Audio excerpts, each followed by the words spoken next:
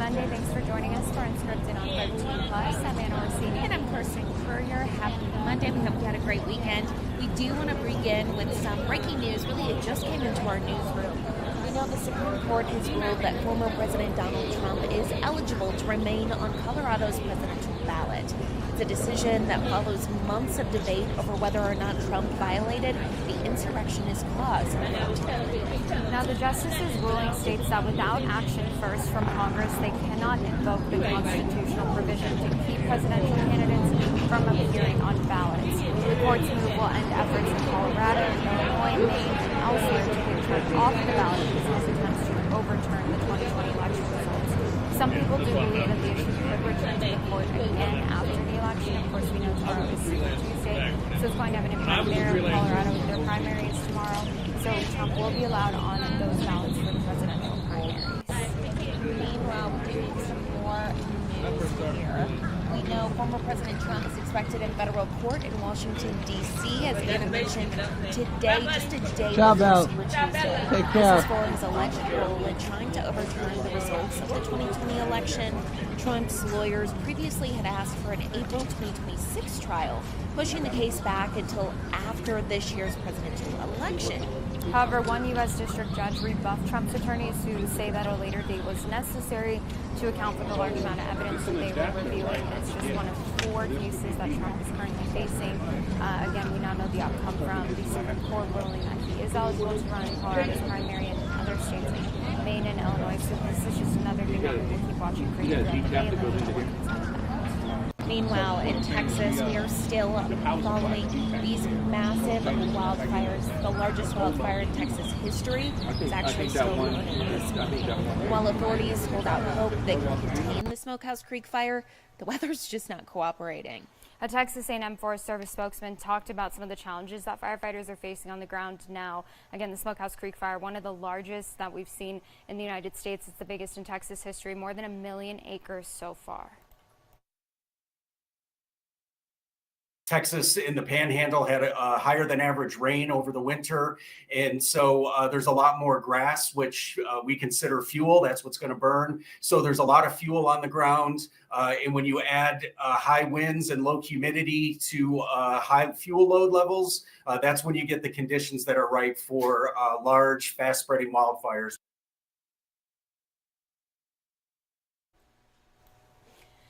And of course, as we talk about these wildfires, we've also talked about some of the crews that will now be heading to places like Texas to help battle these flames. We do know that crews from Arizona are actually on the ground right now, some of them being deployed for weeks at a time to help with that firefighting effort. This morning, we actually heard from one of them. He's actually an engine captain who works in Douglas, but he left for Texas last week, and he said that they expect to be there until about March 14th, and he kind of gave a press briefing on some of the conditions that they're experiencing and just some of their efforts to help fight fires there on the ground. One of the biggest things, of course, is that the terrain in Texas is a lot different than the terrain that we see here in Arizona. Pretty much what we're getting is it's hot and dry, but the winds are like we had on Saturday and Sunday and most of yesterday were gusts up to 35, sustained at 25. And with the fuel here, it's like cornflakes. Everything's pretty dry, so they had a pretty good winter. So they had a lot of green up and a lot of growth, and now it's all dried out, and they haven't picked up the moisture to make it, where they could stop it with those kind of winds. It's running fast. And I think the only saving grace is a lot of the roads and 2 tracks and the dozer work. But most of it, you're just not going to be able to catch it. You anchor in and start working it, but you're going to have, they've been doing some burnouts and stuff that's helped them some, but the fire's moving, and I can't even say 30, maybe 20 to 30 chains per minute with the wind gusts and the push, the way it's pulsing. I think the biggest difference for us is that with it being terrain driven like it is, it's all flat. There's no mountains, and the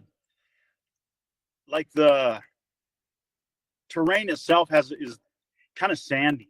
So it's really tougher for the Type 6s to get around. We have some of that in southern Arizona, and we do have a lot of grass fires, but the way this is moving you can get some shifts and stuff with mountains and different things where you can help contain. before it starts running up a mountain. Here it's just flat. I mean, there's nothing in front of it to stop it unless, it's jumping roads and just extreme. With as dry as it is and as hard as the winds are pushing, you just can't get ahead of it.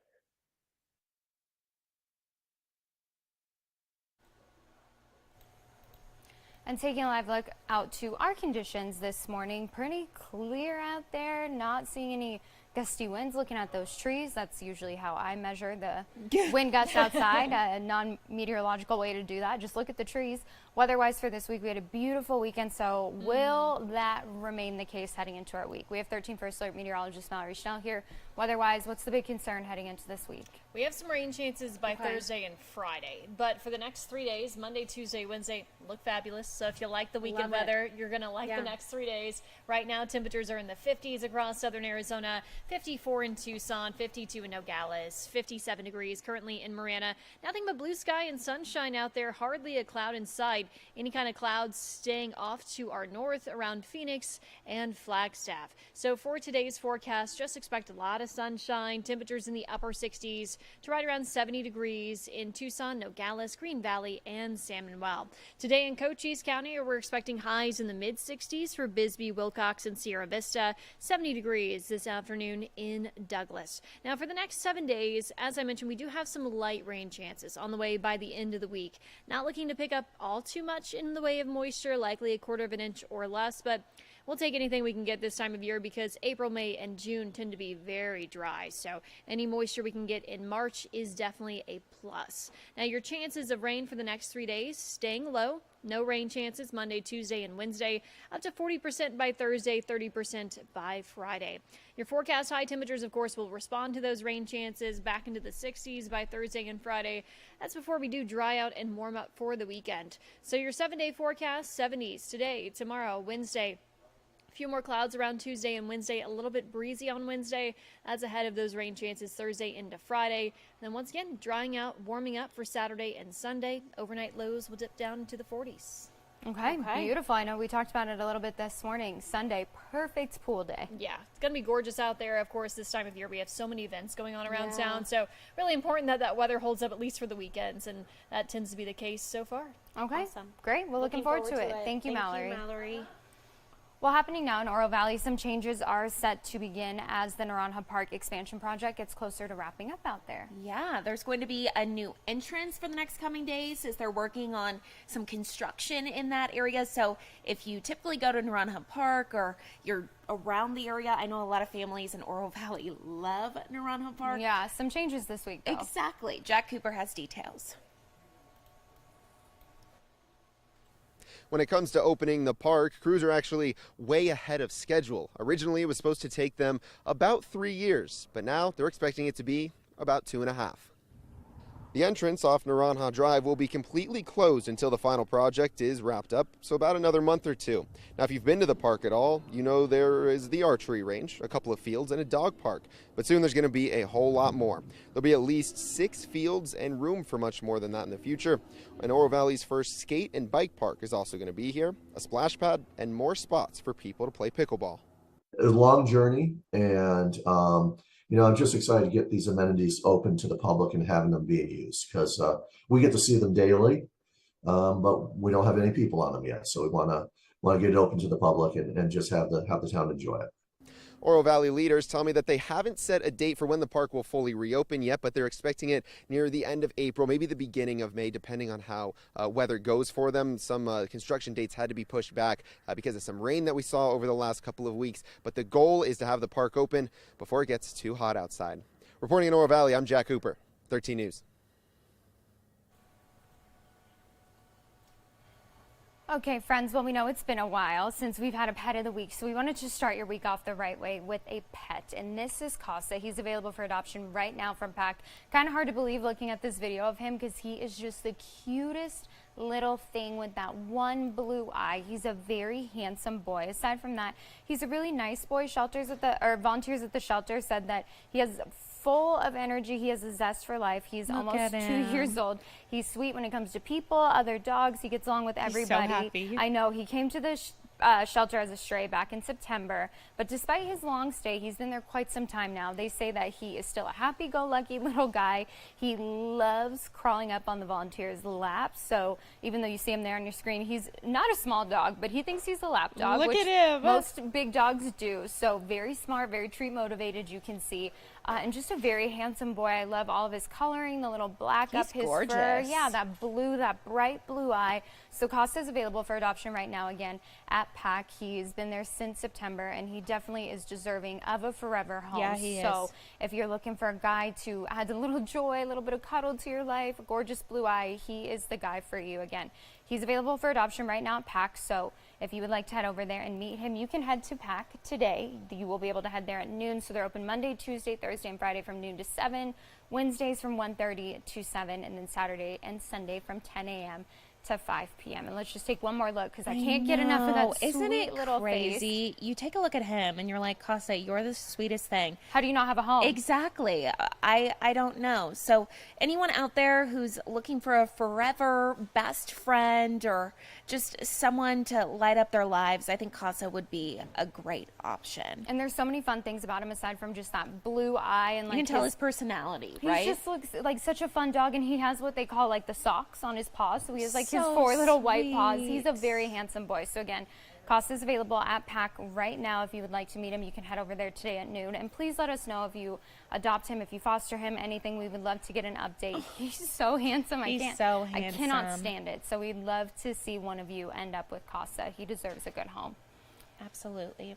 Well, trending Chaos. this morning, take a look at this. Oh my goodness. An unusual chase unfolded on a busy interstate in Cleveland yesterday, and as you can see, it involved 2 galloping suspects. Now, listen to this twist. You can see police officers there trying to get the horses. That's because they're horses. They're horses. They got out on an accident. Nobody knows what happened here, but you can see running towards traffic. And then they, right here, when they start going towards the buildings, you can see they kind of, I don't know if they get spooked, but they start going, there you go, start going a little bit faster. They're like, let's get out of here. Well, I was seeing the trailers back when I was watching this video this morning. I saw some of the trailers and some of the cars in the parking lot, and I was like, is that the police station? Like, is that where they maybe. live? Because they seemed like they knew where they were going, or if they don't, then they fooled me. Because they Also, looked like they were gorgeous horses. beautiful horses. Yeah, They that look like the black Budweiser horses. ones. Yeah, so Can sweet. you imagine all those kids on the school bus? Like, what is happening? Also, imagine you're in a car going down I-10. All of a sudden, you see a horse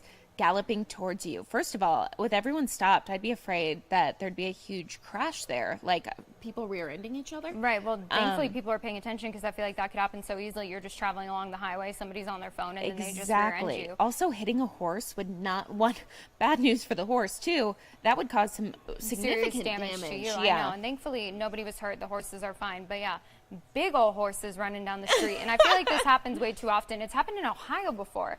But they were on their way to, I think it was like zebras, all these animals on the way to a circus. So I Stop don't know it. what's going on in Ohio. And it got, and all the animals got out? yeah, out of the trailer. Well, yeah. that would be concerning. Yeah, so thankfully they're home safe, and hopefully we don't have to tell you about a story like this again, because it's just so sad, and they're so beautiful. Oh, but, for sure, for sure. Yeah, if this ever happens to you, be sure to pull over, stop your car until they get the horses off the road. Exactly. That's for Also, sure. let us know about it. Yeah, also send us video. Yeah. But like, come to a stop, a safe stop, before you get that video, and then send us the Exactly. video. Well, just a real quick heads up, I know that this is a place I actually went last week. Really? Yeah. Oh, I love Trader Joe's. I could spend all my money in Trader Joe's. The guy actually told me, he's like, I think every gimmicky, or not Halloween, Valentine's Day thing, like Valentine's Day product that we have, he's like, I think he bought every single one. Oh, that's Because I was just like, hilarious. anything that was pink, I was pulling from the shelves. But just Yeah. a heads up today, Trader Joe's has recalled more than 61,000 pounds of its chicken soup dumplings because of possible plastic contamination. Yeah, bad news there. The manufacturer says it received complaints that people found hard plastic from a permanent marker inside the food. The U.S. Department of Agriculture urging people to obviously throw these away or return them to Trader Joe's. The agency has not received any reports of illness or injuries here, but I know these are really popular My online. sister loves People, these. yeah, they're kind of viral. People They're like talk a about staple, how yeah. good they are. So definitely concerning if you have some in in your freezer. Keep frozen. Yeah. Go Check ahead that. and throw those away. Yeah. Yeah. And I'm assuming Trader Joe's is pulling out the products off their shelves. So just wait, go get some more. But again, possible plastic contamination, not great. So check those out if you do have those at home. And before we go today, one last reminder, Costa, our pet of the week, up for adoption. We'll have more information on him up on our website if you would like to adopt him. But a very, very sweet boy who needs a home. So even if you can't adopt him or foster him, maybe send him to your friend who's looking for a dog. Pressure them into adopting him if they're looking for a forever Tag friend. them down below. I love his chest too. The fur on his chest. Everything it's kind about of a him little is curly. beautiful. He's gorgeous. I would love to do like a DNA test on him and figure out exactly what he is, because he's a very, very handsome boy. So if you need a forever friend, find Casa, because the weather is gorgeous outside today. Great conditions over the next few days to go out there and enjoy the time outdoors with your dogs. Maybe take them for a walk. Aside from that, weather moving in, maybe some rain, some showers on Thursday, but start of your week, it's looking real good. This is honestly the time of year that just we love to live in Tucson. We do. I mean, it's perfect. Perfect, not too hot. Everywhere else is freezing. We're not. It's great. It's just right. We love it here. So thank you all so much for watching. Tune in tomorrow morning for Unscripted on 13 Plus at 9:30. Have a great day.